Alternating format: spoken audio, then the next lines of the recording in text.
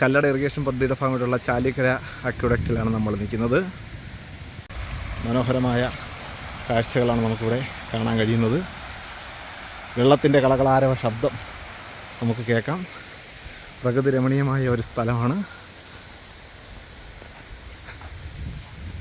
വനത്തിൻ്റെ ഒരു ഭാഗത്താണിതുള്ളത്, റബ്ബർ എസ്റ്റേറ്റിൻ്റെയും ഭാഗത്താണുള്ളത്. ഇതാണ് മക്കളെ അക്വഡക്റ്റ്. അതിൻ്റെ ആ ഒരു സൗന്ദര്യം കണ്ട തീർച്ചയായിട്ടും ഒരു വൈകുന്നേരം അല്ലെങ്കിൽ നമുക്ക് കുറച്ച് നേരം ശുദ്ധമായി ശ്വസിക്കാനൊക്കെ പറ്റിയ ഒരു സ്ഥലമാണ്.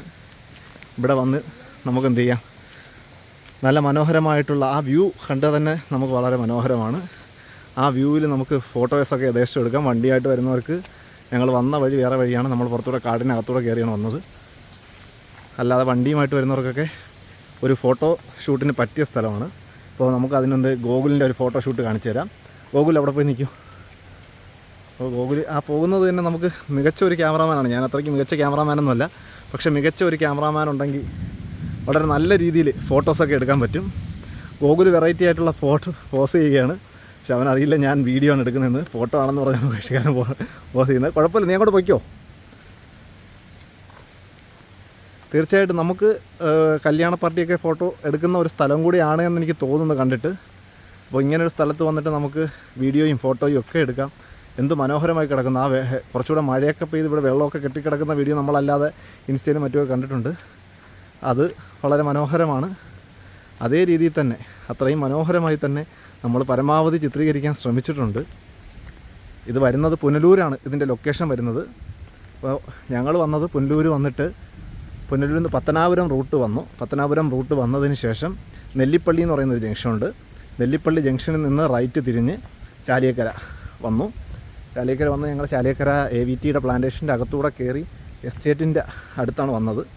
എസ്റ്റേറ്റിൻ്റെ അടുത്ത് വന്നപ്പോഴത്തേക്ക് അവിടെ നമ്മൾ പരിചയപ്പെട്ടൊരു ചേച്ചി പറഞ്ഞു അകത്ത് വണ്ടി കയറണം. അങ്ങനെ വണ്ടി നമ്മൾ അവിടെ ഇട്ടതിന് ശേഷം അതിൻ്റെ ഇടയിൽ ആ AVTയുടെ എസ്റ്റേറ്റിൻ്റെ ഇടയിൽ കൂടെ നമ്മൾ നടന്ന് ഇങ്ങ് മുകളിൽ കയറുകയാണ് ചെയ്തത്. തീർച്ചയായിട്ടും നമുക്കെല്ലാവർക്കും ഒരു ദിവസം എൻജോയ് ചെയ്യാൻ പറ്റിയ ഒരു സ്ഥലമാണ്.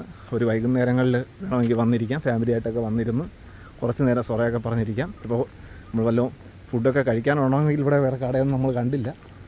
അപ്പോൾ ഫുഡൊക്കെ വന്ന് കഴിച്ചു കഴിഞ്ഞാൽ കൊണ്ടുവന്നു കഴിഞ്ഞാൽ നമുക്ക് ഇവിടെ ഇരുന്ന് കഴിക്കാം. പക്ഷേ നിങ്ങളാരും പ്രകൃതിയെ മലിനസപ്പെടുത്തരുത് എന്ന് മാത്രമാണ് പറയാനുള്ളത്. അത്രയും മനോഹരമായ രീതിയിൽ രണ്ട് സൈഡിലും ഇതിൻ്റെ അടിയിലൂടെ കനാൽ ഒഴുകുന്നതാണ്. അപ്പോൾ അതിന് വേണ്ടിയാണ് ഈ അക്വഡക്റ്റ് മുകളിൽ വന്നിരിക്കുന്നത്. അതിൻ്റെ ഇപ്പോൾ കണ്ടോ കുറച്ചുകൂടെ ഇത് വന്നപ്പോൾ സൂര്യാസ്തമനം നമുക്ക് അവിടെ കാണാൻ പറ്റും.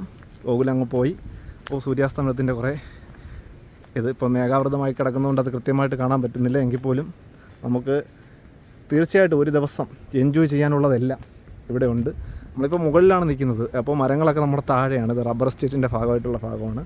അപ്പോൾ ഇവിടെ കുറച്ച് എസ്റ്റേറ്റുകളും വീടുകളും എല്ലാം ഉണ്ട്. അപ്പോൾ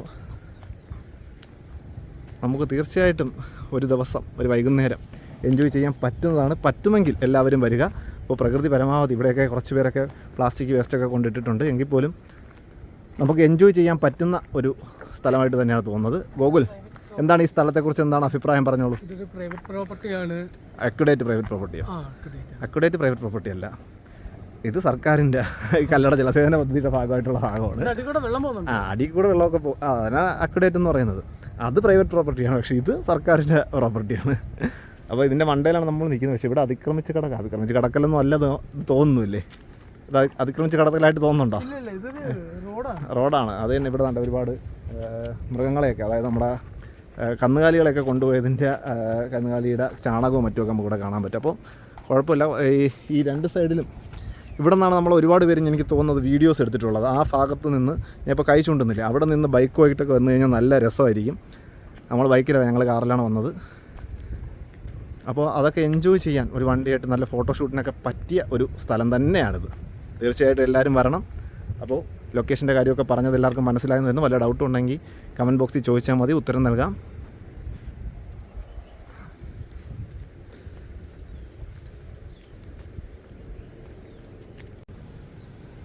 എല്ലാവർക്കും നമസ്കാരം. ചാലിയക്കരയിൽ ഗോകുൽ ജോഷിനോടൊപ്പം ഷമീർ പ്ലാച്ചിറവട്ടം ഇങ്ങനെ നിന്ന് സന്തോഷിക്കുകയാണ്. നമ്മൾ റിവ്യൂ ചെയ്യാൻ പോവുകയാണ്. അണകട്ടി നമ്മൾ ചാലിയക്കര വന്നതിന് ശേഷം ആ ഒരു മനോഹരമായ വ്യൂ ഇപ്പോഴാണ് വേറെ ശ്രദ്ധയിൽപ്പെട്ടത്.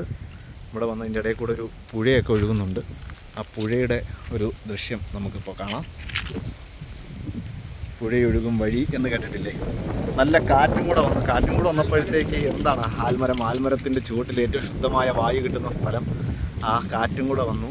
ആ പുഴയുടെ മറ്റൊരു ഭാഗത്തെ ദൃശ്യമാണ് നമ്മളിപ്പോൾ കാണുന്നത്. പുഴ ഒഴുകുന്നു. പുഴയുടെ കലകളാരവ ശബ്ദം നമുക്ക് കേൾക്കാൻ പറ്റും. തീർച്ചയായിട്ടും ഞാൻ നേരത്തെ പറഞ്ഞതുപോലെ തന്നെ നമുക്ക് എല്ലാവർക്കും വരാൻ പറ്റിയ ഒരു സ്ഥലമാണ്. ഗോകുൽ തൻ്റെ കാമുകിയുമായിട്ട് സല്ലാപത്തിൽ ഏർപ്പെടുകയാണ്. നടക്കട്ട് മോനെ നടക്കട്ട്. അവൻ നമ്മളെ പറ്റിക്കാൻ വേണ്ടി വീഡിയോ എടുക്കുന്നതായിട്ട് അഭിനയിക്കുകയാണ്. അപ്പോൾ ഇത്രയേ ഉള്ളൂ. Bye bye. പുതിയ വീഡിയോ വീണ്ടും കാണുന്നവരെ ബൈ.